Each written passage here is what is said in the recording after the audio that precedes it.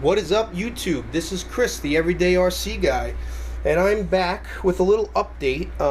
I just wanted to keep everyone out there updated because it's been a few weeks since I put out a video, since my last few bashing ones. If you haven't seen those bashing videos, go check them out.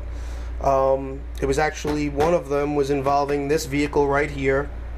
This is my latest project, and what a beauty she is, I must say.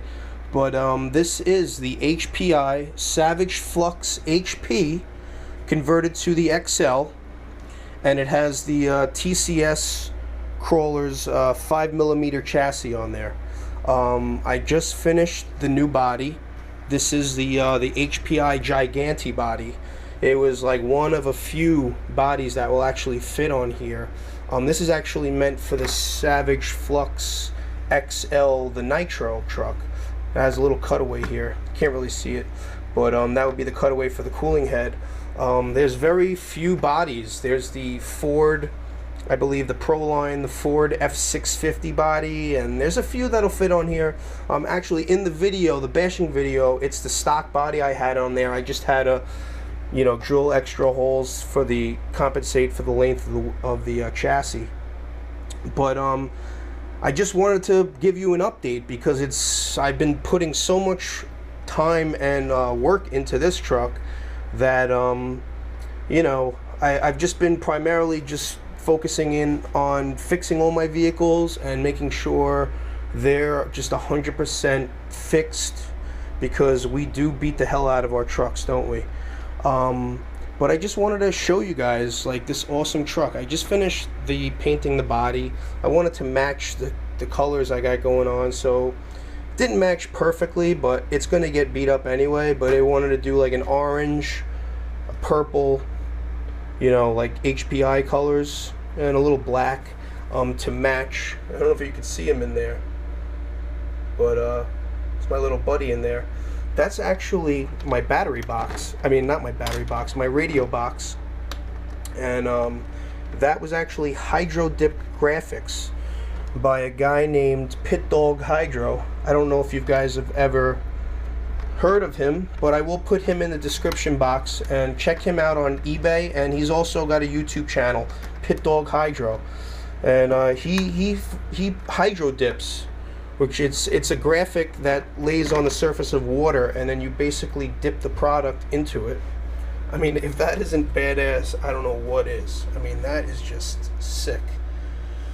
And then the graphic adheres to it, and then he sprays like a clear coat on there, some type of heavy duty clear coat, because the reason why I love his stuff is because it's meant for bashing. It's meant to take some abuse. It's, anything's gonna get chipped. But he does a lot of fifth scale stuff. He does a lot of the Baja, like the clutch covers, and a lot of components that are exposed to a lot of debris. And a lot of people say that his stuff is very durable, and it adds like a really cool personal touch to your vehicle, which I think that's just insane. And now it's a one-of-a-kind truck. Nobody else out there has this truck. That's why I love it. I hope I'm not shaking around too much with the GoPro. I'm holding it right now. But I just wanted to go over this. You got the 5mm chassis, the TCS Crawler's 5mm. I have the ESC relocation kit, which is a plate that TCS Crawlers makes. And they actually, the reason why I converted it to this chassis is because the HPI XL chassis doesn't have these holes here to mount a plate. So TCS thought about that, and they put holes here. You buy the HPI motor brackets, and then I have the Traxxas ESC hold down. It's like a combination of stuff. That's one of the things, is a lot of the research on this truck, you have to really look through all these websites to figure all this stuff out. I got a TCS Crawlers, HPI, Traxxas going on, So it took a little research, a little time to get all this stuff together. I got the the PITDAWG uprights, got them in silver, and I got the orange steering knuckles, if you can see that. And then I have the PITDAWG rear hubs, which eliminate one of the turnbuckles, so it's just set. You know, the camber is just set as is, which I think is better, because those turnbuckles, these just pop right off. Like, they pop out constantly. So it's just one less thing that you have to worry about. And you know, I got all RPMs. You know, it's all RPM'd out. I fixed the shocks, which I had to do a little fixing on. The shock ends just blow out. They were all bent and blown out. And I put the thick spacers in there, which I think really helps the suspension out big time.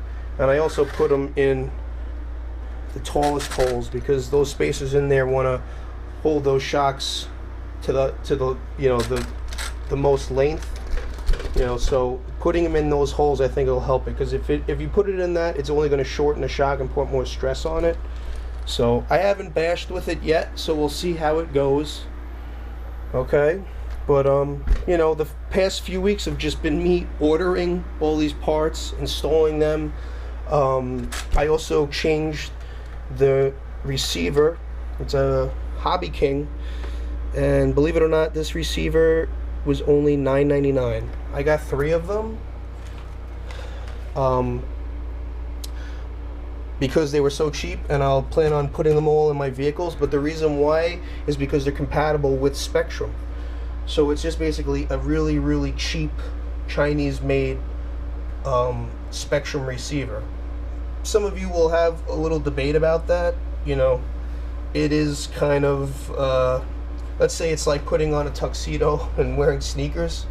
You know what I'm saying? But I thought it was pretty cool. My friend Victor uses them all the time. He uses them in all his vehicles, and I've never once seen any of them fail. So I think it'll be pretty good. It was just really inexpensive. Check that out too if you ever want. You know. So now I can run all my trucks with my DX3S. I'm gonna put one of those in my E-Revo and one of those in my my 5T. I don't know if I'm gonna put one in my 5T yet. I might buy the Spectrum receiver, but we'll see. So yeah, that's a lot of my update right there. Is my Savage. I mean, this truck is just, I can't explain it to anybody. Like, it's there's nothing else out there like it. If you can afford to get one, get one. It's a truck I believe that everybody should own. I mean, it's just, there's nothing else that drives like it. There's nothing else that has the power. It literally makes my E-Revo seem slow. And that has the 22. It has the same exact motor, ESC, except that's the Castle Creations. This is the Blur, or whatever it is, Monster Mamba. And this is the HPI Blur, or the Flux system.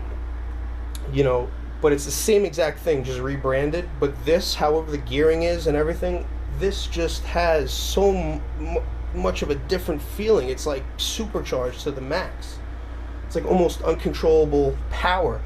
And you do grasp a little bit more of the power when you put the XL kit on there. You know, that's what makes it a little bit more drivable, because with the stock chassis on there, it's just almost undrivable. You can put around with it, but you just nail the gas just a little bit and the thing's doing backflips. And also, one huge thing are these hubs. These are actually Traxxas hubs that I actually drilled out and fitted over the drive shafts, basically. But you know, there's a few things about this truck. I mean, like I'm ranting and raving about the truck.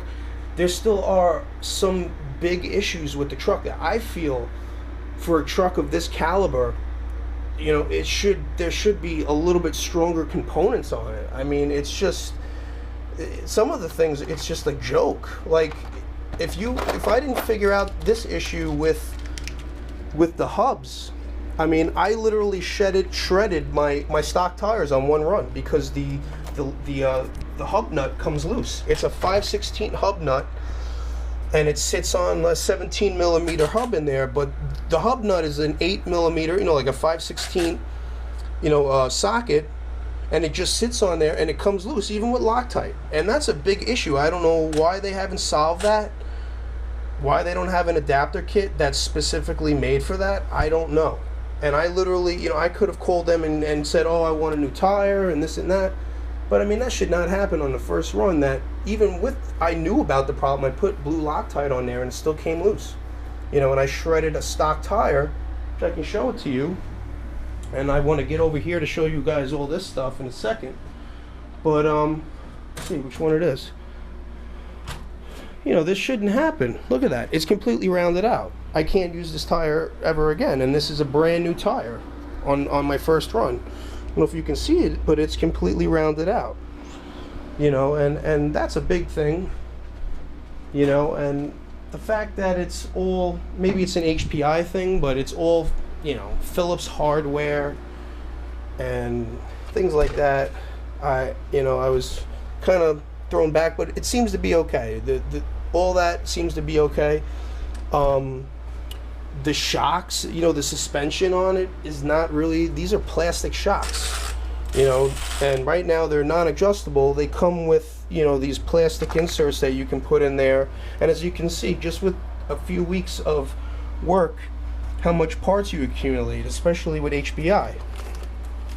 And this is a big thing, was the bevel gear and the diff gear. That was one of the big things that kept happening to me out there the first time I ran the truck, and now I have 5 of them. So one of which HPI sent me, and all the rest I had to order and search for myself. They were on back order. This is basically what happens. This is your diff gear. It rides on the diff. The rear, this particularly was the rear diff. And this is the bevel gear that drives off of the center drive shaft. Center drive shaft comes into a hub, this bolts into that hub, and then this drives the diff. This I broke 2 of these in one run. Luckily my friend had one, he gave me it, I replaced it, and after the next jump it shredded it again. And then I called HPI and I had to wait, because even with HPI it was on back order. And then I finally, my friend who lives all the way like probably 20 miles away from me, 30 miles away from me, went to a hobby shop who just so happened to have 2 in stock, and I ran all the way over there just to get it, because that's how bad it is. Like, I don't know if it's a common problem, but it shredded that gear, and those parts were on back order for a long time. But whatever, we're past that now. I will stop my ranting and raving about that, because it is an insane truck. I mean, just look at it. I mean, it's just a beast, and I know why they call it the Savage, but I think a lot of it has to do with that me and my friends really bash really hard. So I'll stop my complaining on that. And if you have any questions about these hubs, just write me in the comment section, and I will answer all your questions. If you're interested in that, if you're an HPI guy, you got a Savage, you want to know about that, I'll tell you how to do that and what that's all about. But if you come over here with me, I got my my E-Revo all cleaned up. I just got to do a few things to this.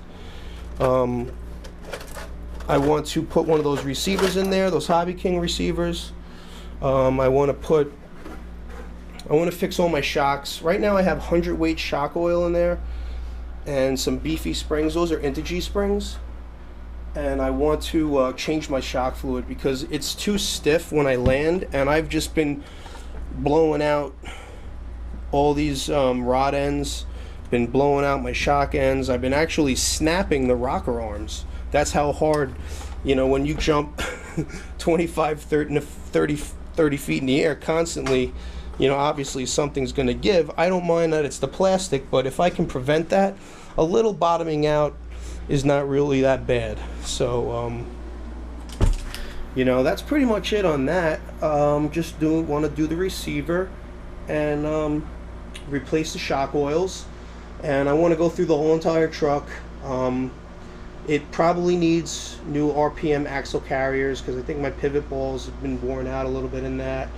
I probably need to go and replace all the you know, the rod ends and all the turnbuckle ends and all that. Because I've been having a lot of problems with the drive shafts on this, because just the Big Joes, and I think it's primarily the Big Joes that make them snap. But I mean, I go through, like, on a hard bashing day, I can go through anywhere between 4 and like 8 of the drive shafts. I mean, it's just crazy. I just snap them. I mean, this right here, I even have one to show you. This is what I do to drive shafts. This is what I do to Traxxas drive shafts. And this is not the first time that I've seen this. You know what I call this now? I call this the Twizzler, because this is like the second or third time that this has actually happened to me. I call it the Twizzler. So I don't know, but I want to get to the bottom of that whole thing, because I met a dude who told me he ran 2 3S, well 6S lipos through it, 2 packs, 45 minutes each, just doing constant standing backflips, and he said he's never blown a diff. I don't know if he's BSing me, but he's a pretty trustworthy guy. He works in a hobby shop, and he does all their repairs. So I was trying to ask him some questions, and he was telling me that he did that through 2 packs with the Badlands, the Proline Badlands, which are nothing compared to the Big Joes. They have no mass to them whatsoever. And he said, I think that's a lot to do with it. He said he's never blown a drive shaft, and he's never blown a diff. So that's why I want to get to the bottom of that whole thing. So those are the plans for my E-Revo. And then my 5T, which right now you're looking at, that is the newest product by Outerwears. It's an actual, I guess you could say, a drape, or, you know, it's a cover that pretty much, it covers the trouble spot, which are on the inside of the wheel wells right there. So much crap just enters through there. So if you haven't seen that, you get that on DDM. It's pretty cool. And you can tear out the front, so it's easy for your pull start. I'm holding the GoPro with my chin, by the way. Yeah, so that's pretty cool. I've used that one time, and even though it looks really dusty, because see, I have so much work to do. This is what I'm talking about. It's so dusty, but that's actually not bad. That's actually not bad. That normally would be completely filled with sand, like someone took a shovel and just dumped sand in there, kind of like how it is in the front. But see, that's not even that bad. That's just a little bit, and that's not even where the cover is. But literally, think of that like a million times more inside the chassis. Now there's nothing in there. It's just dust that I could just blow off with an air compressor. So I still have to get situated with this thing. I could go out there and run it right now if I wanted to, but you know, I just wanted to take some time and fix all my vehicles. What happened to me the last time, if you want to see the bashing video of this, go check it out. I did a bunch of flips and rolls and some bad landings, and it tweaked in the roll cage, and I didn't see it because it was underneath the cover. When I got home and I took this cover off, the whole entire roll cage was pushed in, and this cover was pressed up against the exhaust pipe, and look at how it melted it. So I think I'm going to get rid of that anyway. I mean, I can leave it there, just melt it a little bit. But the reason why I have the body off is because, boom, I have a new body for this. And this right here, oh, is a beauty. This one right here was a long time in waiting, and it's made by this fellow right here. And if you haven't seen him, check him out on YouTube, Facebook. His name is Chris DeGraff, and that's his picture right there. And his product is called Hemistorm, Hemistorm.com, Hemistorm Products. And this particular body that he makes, he designed this whole entire thing for the 5T. It's called the Penta body. And I actually, it was originally made as an open wheel. If you can see, it was just a 5-piece body, and that's originally how it comes. If you want to buy the Penta body, that's it right there. And he specifically took notice to what I was just talking about before, to the inside of the wheel wells. So you can see right there how he molded it and shaped it so no debris can really enter in through the wheel wells right there, especially with an open class, you know, body like this. It comes with some you know, number plates, but then you can add on the fender kit, which are 4 extra pieces, and it will turn it into the most badass short course body that you've ever seen. It, you know, it's like the stock 5T body but on steroids.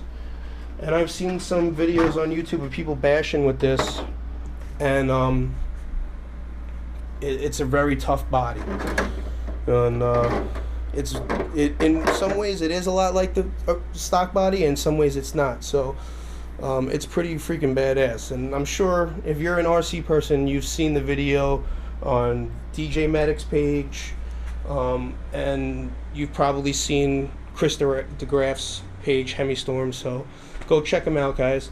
I don't want to make this video too long. I could tell you guys about all my vehicles if you guys want to ask any questions. Oh, and that's another thing. I've been debating on what colors to paint this body. So if any of you guys have suggestions out there, please just let me know, and I'll take all your suggestions into you know, into an idea. We'll see what we can do. You know, and we'll see if it comes out as good as you guys think it can. You know, so let me know what you guys think and what you want to what you might want to color it. So let me know. All right, guys, this is Chris, the Everyday RC Guy, and I just want to wish you guys happy RC time. Peace.